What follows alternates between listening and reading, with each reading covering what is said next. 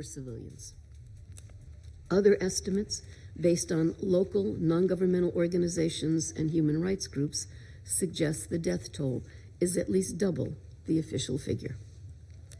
In addition, there have been over 20 high-ranking Iranian military leaders killed, notably the commander and chief of staff of the Iranian Armed Forces, the IRGC commander-in-chief, and IRGC intelligence chief, as well as several nuclear scientists. We've also received reports of significant displacement out of Tehran, a city of over 12 million residents, resulting in massive traffic jams. Fuel shortages are leading to long queues at patrol stations, sometimes for over 5 hours, further hampering movement. And still, many remain trapped in their homes in Tehran with nowhere to flee. In the absence of bomb shelters on air raid sirens in the city and widespread internet blackouts, further strikes are bound to harm more civilians.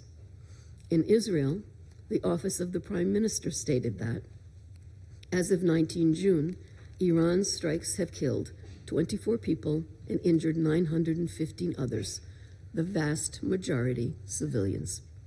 The strikes have also damaged homes, leading to the displacement of Israelis. Madam President, we are teetering on the edge of a full-blown conflict and a humanitarian crisis. International humanitarian law must be respected, including the principles of distinction, proportionality, and precaution in attack. Attacks directed against civilians and civilian objects and indiscriminate attacks are strictly prohibited. Medical personnel and medical facilities, including hospitals, must be respected and protected. We are witnessing in real time the impact of the conflict regionally, with missile launches by the Houthis in Yemen toward Israel and heightened tensions involving armed groups in Iraq. With each passing day of fighting, the danger, particularly for civilians, grows. Interceptions and explosives falling short have been reported over Lebanon, Jordan, Iraq, and Syria, sending debris into populated areas, sowing fear and uncertainty. Any further expansion of the conflict could have enormous consequences for the region and for international peace and security at large.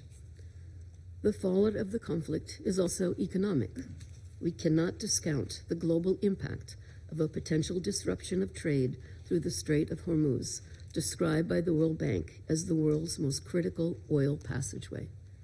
Trade through this vital route has already fallen by 15% amid heightened tensions starting in late 2023.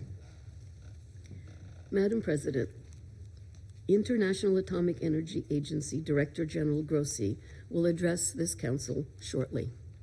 Allow me at this juncture to express our appreciation to the IAEA and its staff still on the ground in Iran.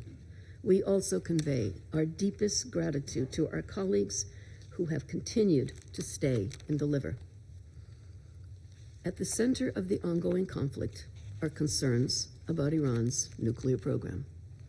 As the Secretary General has stated, the best way to address these concerns is through dialogue leading to a negotiated solution.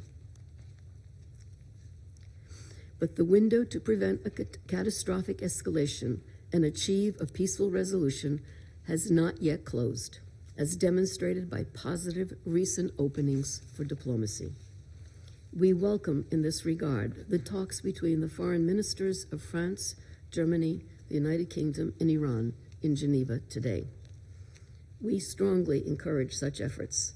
We must pursue every possible opportunity to de-escalate, to cease the hostilities, to settle disputes by peaceful means. The charter that binds all of us mandates it. The imperative for diplomacy has seldom been greater. Thank you, Madam President.